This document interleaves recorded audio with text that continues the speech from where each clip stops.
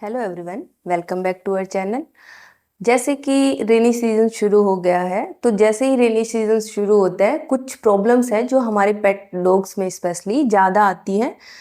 तो आज हम इसी के बारे में बात करने वाले हैं कि रेनी सीजन में पेट डॉग्स को कौन सी प्रॉब्लम्स ज़्यादा आती हैं एंड इस टाइम आप जो प्रिवेंटिव मेजर्स कर सकते हो जिसकी वजह से आपके पेट को प्रॉब्लम्स ना आए, तो इन्हीं के बारे में बात करेंगे। सबसे पहले अगर मैं बात करती हूँ तो पोडोडर्मेटाइटिस, यानी कि सिंपल लैंग्वेज में कहूँ तो पोज का इन्फेक्शन हो जाता है। जो पेट है, आपका डॉग है, उसके पोज में इन्फेक्शन हो जाता है।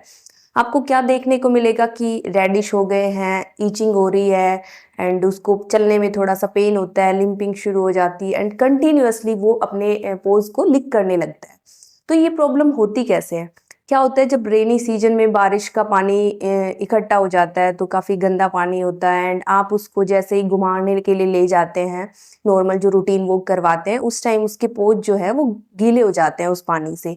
एंड वो उसमें आजकल जो रेनी सीजन का वाटर होता है उसमें काफ़ी बैक्टीरिया एंड फंगस, वायरस, काफ़ी सारे कीटाणु होते हैं जो कि उसकी स्किन को टच करते हैं एंड स्पेशली ह्यूमिडिटी ज़्यादा रहती है, जो कि थोड़ा सा अगर बैक्टीरिया, वायरस, कुछ फंगस है तो वो ह्यूमिडिटी जो है वो उसकी ग्रोथ को और इम्प्रूव करती है एंड इन्फेक्शन ग्रो करने लगता है। तो इस वजह से उसके पोज में इन्फेक्शन हो जाता है। आपने क्या करना है कि आपका पेट जो है पोज इन्फेक्शन ना हो? तो सबसे पहले तो आपने ध्यान रखना है कि अगर पानी भरा हुआ है तो उसमें आप अवॉइड करें ले जाना। स्टिल जो है अगर ले जाना पड़ रहा है आपको, तो आप जैसे ही घुमा के उसको लेके आते हैं तो उसके पोज को क्लीन करना है आपने। आप क्लीन करने के लिए प्लेन वाटर यूज़ कर सकते हो, या फिर इसके साथ में अगर कुछ उसमें पानी में कुछ बीटाडीन डाल दिया जाए, लिक्विड बीटाडीन, या फिर पोटेशियम परमैंगनेट्स के 2-3 क्रिस्टल्स डाल दिए जाए और उस पानी से अगर आप उसके पोज को वॉश करते हैं, उसमें डिप करते हैं, तो उसके जो गंदा पानी लगा था, जो बैक्टीरिया, वायरस, फंगस जो भी लगा था, वो अच्छे से क्लीन अप हो जाएगा। एंड क्लीन करने के बाद में, आप वॉश करने के बाद में आपने क्या ध्यान रखना है, उसको ड्राई प्रॉपर करना है। आप blow dryer, towel dry use कर सकते हो, उसको प्रॉपर ड्राई करना है। अदरवाइज वो क्या है कि मॉइस्चर रहती है एंड ह्यूमिडिटी की वजह से उसमें इन्फेक्शन के चांसेस रहते हैं। तो आपने ध्यान रखना है कि उसको प्रॉपर ड्राई अप करना है एंड जब भी आप ले जाते हैं तो उसको क्लीन अप करेंगे। सेकेंड जो प्रॉब्लम हमें देखने को मिलती है वो है ईयर इन्फेक्शन। तो क्या है कि जैसे अगर घूमने जा रहा है तो पानी की उसमें ड्रॉपलेट्स गिर जाती हैं, या फिर जैसे कुछ पेट डॉग्स होते हैं जिसके ईयर्स जो है लंबे होते हैं एंड स्ट्रेट नहीं होते, उसमें क्या है कि एरेशन प्रॉपर नहीं हो पाता, तो भी उसमें ईयर इन्फेक्शन के चांसेस बढ़ते हैं। एंड पोज का इन्फेक्शन अगर हुआ है, या फिर जैसे कुछ पानी गया है या फिर वैक्स है, तो वो उन्हीं पोज से उसको स्क्रैच करता है, तो ईयर में इन्फेक्शन के चांसेस और ज़्यादा बढ़ जाते हैं। तो आपने इस टाइम, आपको नोटिस में क्या देखने को मिलेगा कि वो कंटिन्यूअसली ईयर्स को स्क्रैच कर रहा है, उसके ईयर्स जो है वो रेड हो गए हैं एंड एक स्मेल आ रही है उसमें, एंड इसके अलावा जो है उसमें कुछ वैक्स जैसा भी दिखाई दे रहा है आपको। तो आप समझ जाइए कि उसको ईयर इन्फेक्शन हुआ है। अगर मान लो इन्फेक्शन हो गया है एंड सीवियर है, उसको कंटिन्यूअसली हेड सेकिंग कर रहा है एंड स्क्रैच किए जा रहा है, स्मेल काफ़ी आ रही है, तो ये बेटर टाइम है कि आप आपके वेट से कंसल्ट करें और उसका ट्रीटमेंट शुरू करें। इन केस आपको प्रिवेंटिव कैसे रखना है कि उसको इन्फेक्शन हो ही ना, तो आपने ये ध्यान रखना है कि अगर आप जैसे रूटीन में ईयर्स को 15 डेज में आप उसको क्लीन करते हैं, तो इस टाइम में रेनी सीजन में आप उसको और फ्रिक्वेंट कर दीजिए। क्या है कि ईयर क्लीनिंग में ज़्यादा टाइम नहीं लगता है, आप कोई भी ईयर क्लींजर सॉल्यूशन आपके वेट की कंसल्टेशन से आप उसको ले सकते हैं। उसके ईयर्स को आप वीकली क्लीन जरूर करें। आप थोड़ा सा और जल्दी करेंगे, जो आप देखेंगे कुछ डॉग्स को ज़्यादा प्रोन होते हैं, ईयर इन्फेक्शन ज़्यादा फ्रिक्वेंट होता रहता है, तो वो उसकी फ्रीक्वेंसी को, जो ईयर क्लीनिंग की फ्रीक्वेंसी है, उसको और जल्दी कर सकते हैं। वो वीक में 2 बार भी उसके ईयर्स को क्लीन कर सकते हैं। तो जैसे अगर आप रेगुलर क्लीन करते हैं तो उसमें क्या है कि कोई भी वैक्स या डर्ट, डस्ट, उस तरह की चीज़ें नहीं बचती हैं, ईयर इन्फेक्शन के चांसेस भी कम हो जाते हैं। थर्ड जो मोस्ट कॉमन हमें प्रॉब्लम देखने को मिलती है कि स्किन इन्फेक्शन से एकदम से बढ़ जाते हैं।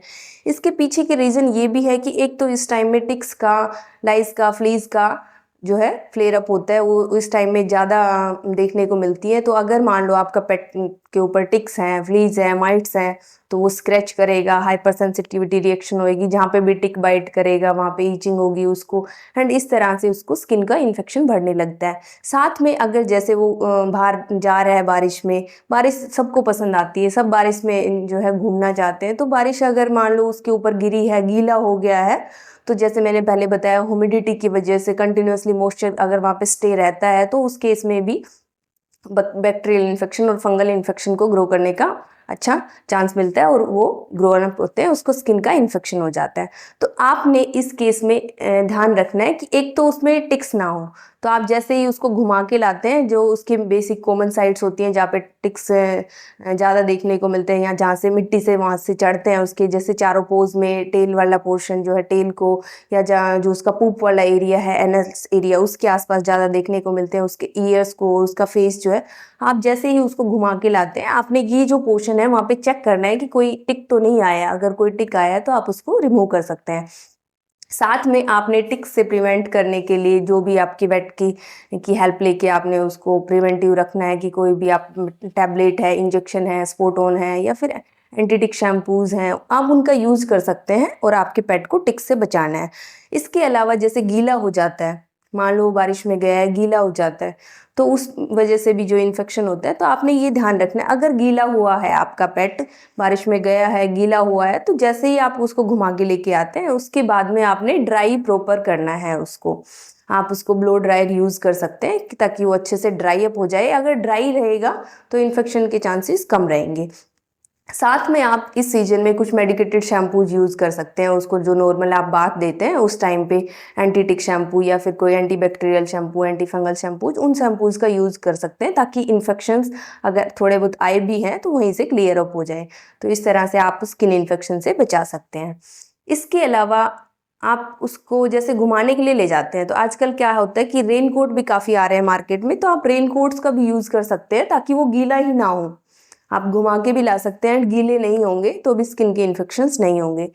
इसके अलावा जो फोर्थ मोस्ट कॉमन प्रॉब्लम हमें देखने को मिलती है कि गैस्ट्रोएंटेराइटिस की प्रॉब्लम्स बढ़ जाती हैं, जिसमें मैं कहूँ कि लूज मोशंस या फिर वोमिटिंग की प्रॉब्लम्स ज़्यादा आती हैं।